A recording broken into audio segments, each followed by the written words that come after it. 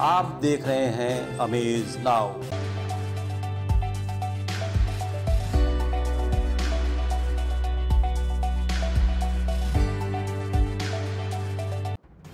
चुनावी समर में आप सभी का बहुत बहुत स्वागत है।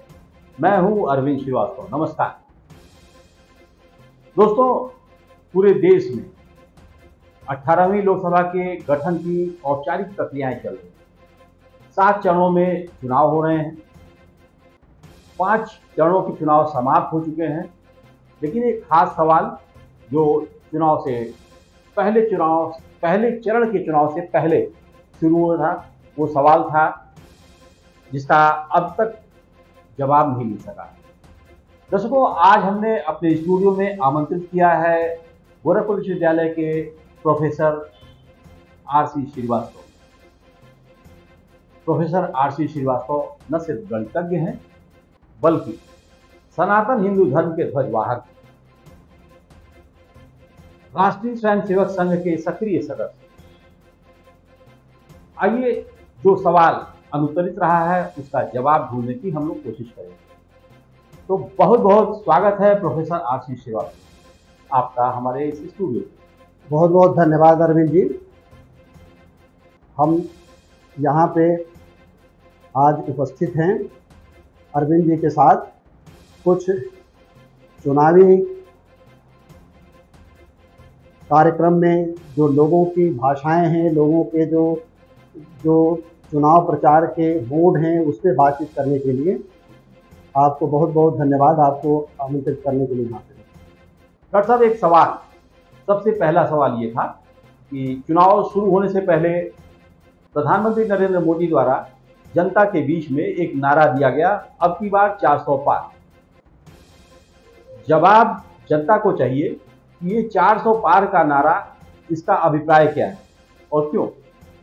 देखिए, मोदी जी ने जरूर 400 पार का लक्ष्य इस चुनाव में रखा है उन्होंने, लेकिन वो 400 पार का नंबर क्या है, क्यों उन्होंने रखा है, ये उन तक सीमित हो सकती है बात। लेकिन जहाँ तक आम पब्लिक के बीच में जो यह बात जा रही है कि अगर 400 नंबर उनका आता है तो संविधान बदल देंगे, लेकिन हम अगर संविधान के प्रति मोदी जी का समर्पण देखें और उनका ट्रैक रिकॉर्ड देखें, तो ये हर आदमी को समझ में आ जाएगा कि संविधान बदल करके वो क्या करेंगे। जिस संविधान के प्रति उनका इतना समर्पण है, जब वो गुजरात में मुख्यमंत्री थे उस समय उन्होंने संविधान यात्रा निकाली। दिल्ली में आने के बाद उन्होंने संविधान दिवस की घोषणा की। तो उनके पूरे ट्रैक रिकॉर्ड के ऊपर हम लोग एक बार विचार करते हैं और तब ये सोचते हैं कि क्या ये सचमुच संविधान बदलने की बात उनके मन में है या नहीं है।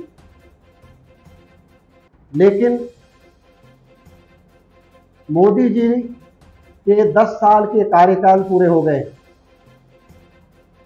अब 10 सालों में उन्होंने कौन कौन ऐसे निर्णय लिए हैं जिससे क्या यह परिलक्षित होता है कि वो संविधान में कोई ऐसा परिवर्तन करना चाहते हैं जो लोक जनमानस के लिए हित में है या उसके अहित में। अगर हम उनके द्वारा संविधान में जो संशोधन किया गया है उसकी बात अगर करें तो सबसे पहले उन्होंने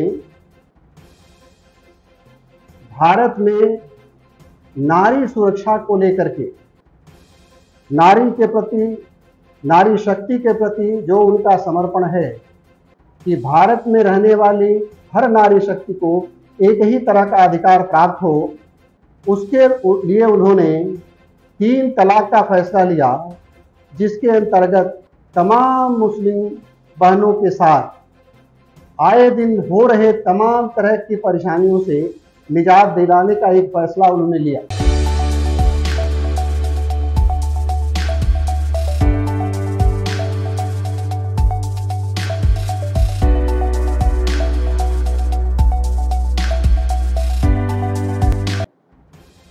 ऐसा तो हम नहीं कह सकते कि यह संविधान का जो परिवर्तन था वह भारत के जनमानस के खिलाफ था।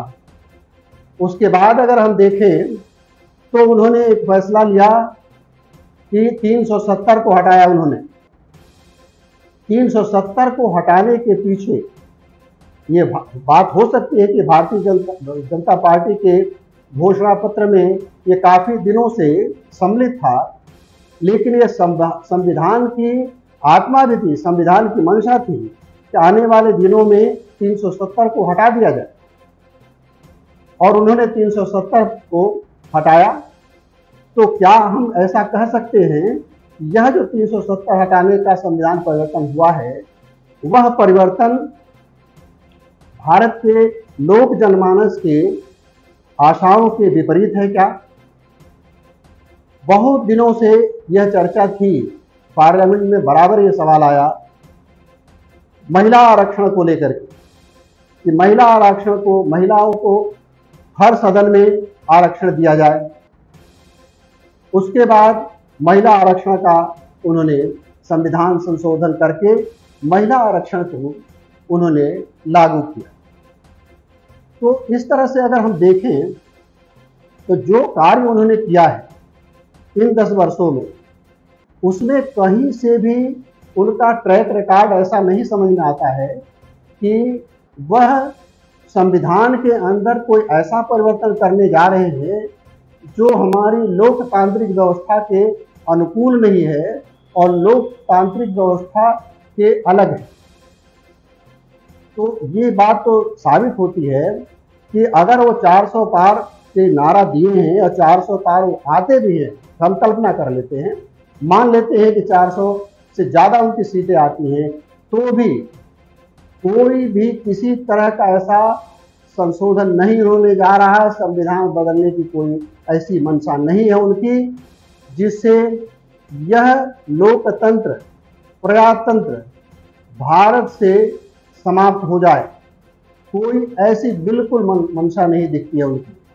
हाँ, ये बिल्कुल सच है कि वो नंबर आए और संविधान में अगर संशोधन करते भी हैं वो, तो वह हमेशा भारतीय लोकतंत्र के हित में होगा और भारतीय लोकतंत्र को एक और उज्जवल रास्ते पर चलाने का वो निर्णय हो सकता है।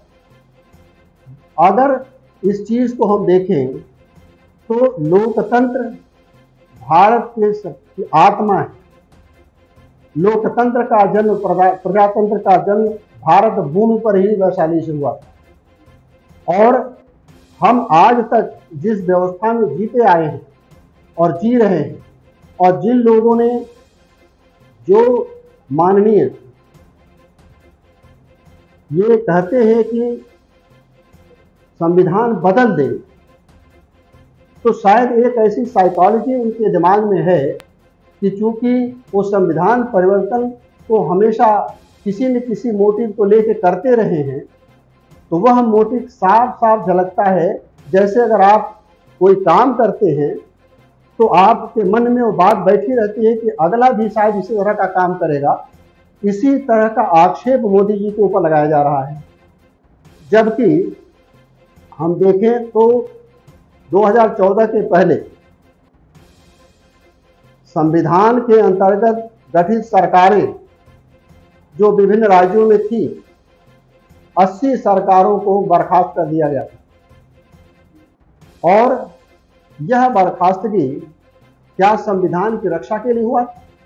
चुनी हुई सरकारों को बर्खास्त कर देते हैं, जबकि 10 वर्षों में कोई भी सरकार बर्खास्त नहीं हुई। जबकि हमें जानते हैं कि ढेर सारे प्रांतों में, खासतौर से बंगाल में जो स्थिति बनती रही और बनी, उसमें कभी भी राष्ट्र शासन लगाने की कोई बात नहीं हुई। और जो माननीय संविधान की शपथ लेकर के पद ग्रहण करते हैं, मुख्यमंत्री बनते हैं, सांसद बनते हैं, विधायक बनते हैं, उनके आचरण की अगर हम बात करें, उनके द्वारा किए गए कामों की बात करें, तो क्या वो कह पाएंगे कि यह संविधान सम्मत है? सबसे बड़ी बात तो ये है कि जो व्यक्ति जो मुख्यमंत्री अदालत के निर्देशों को पालन करने से इनकार कर देता है, जो मानवीय गण संवैधानिक संस्थाओं के ऊपर सवाल उठाते हैं, तो क्या उस समय वो संविधान की रक्षा कर रहे होते हैं? अगर हम देखें तो एक खास वर्ग के लिए जो 2014 के पहले निर्णय लिया गया, तो वो क्या निर्णय भारतीय लोकमानस के सर्वजन हिताय सर्वजन सुखाय के अनुरूप था या किसी वर्ग विशेष के लिए था? और इस तरह के तमाम संशोधन किए गए संविधान में हम कैसे भूल सकते हैं कि जब एक ऐसा समय आया जो हमारी अभिव्यक्ति के ऊपर, प्रेस के ऊपर, जनमानस के अधिकार के ऊपर पाबंदी लगा दी गई थी। हम 25 जून 1975 को कैसे भूल सकते हैं? वह भारतीय इतिहास का काला दिवस था जब संविधान कुचल दिया गया।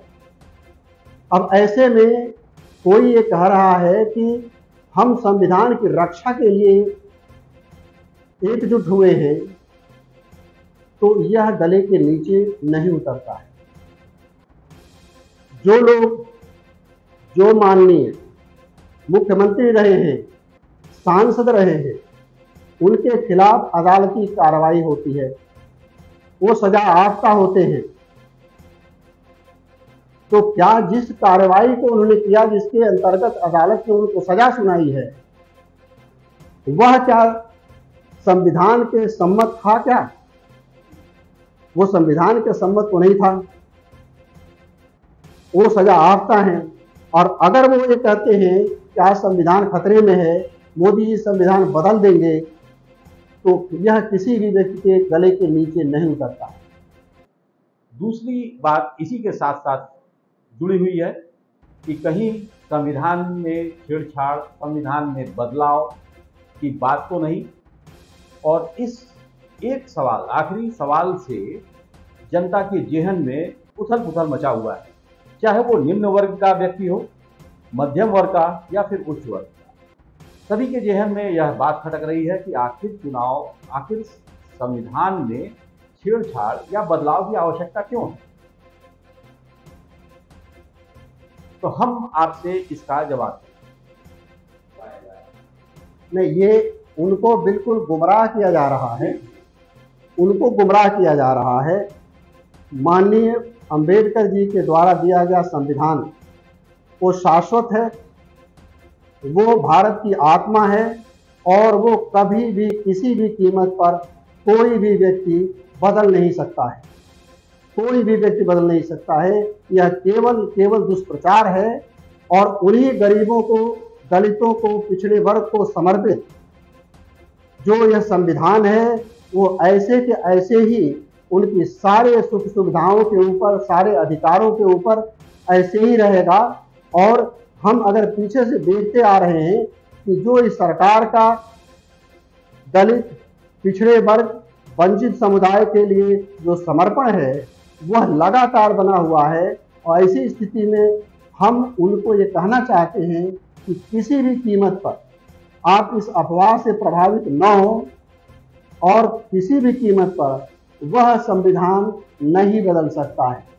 यह अंबेडकर जी द्वारा बनाया गया संविधान भारत की आत्मा है, और इसी संविधान की कोख से सरकारें बनती हैं, मंत्रिमंडल गठन होता है, और उसी के अनुरूप इन 10 वर्षों में तमाम ढेर सारी योजनाएं इस वर्ग के लिए मोदी सरकार ने लागू किया है। डॉक्टर साहब, बहुत बहुत धन्यवाद। आपने अपनी तरफ से पूरी कोशिश की, बल्कि हमें, हमारे दर्शकों को संतुष्ट करने की भी कोशिश की है अपने जवाब से, संविधान में बदलाव या ऐसी कोई बात से संबंधित। तो आपका एक बार फिर से हमारे स्टूडियो में बहुत बहुत आभार, स्वागत, धन्यवाद।